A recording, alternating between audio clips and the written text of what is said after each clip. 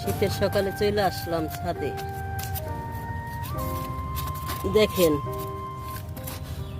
মাশাআল্লাহ, আল্লাহর রহমতে একটা পেঁয়াজ থেকে একটা, দুইটা, তিনটা, চারটা, পাঁচটা, ছয়টা, সাতটা পেঁয়াজ হয়েছে। এটা হয়েছে চারটে, দেখেন এটা হয়েছে দুইটা।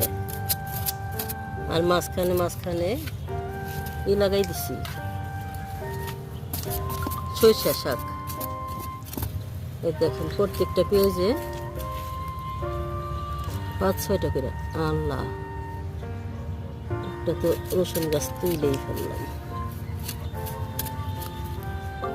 দেখেন কি পরিমাণ হয়েছে আল্লাহর রহমতে। সকালবেলা ছাদে আনন্দে আলাদা, মিষ্টি মিষ্টি রোদ।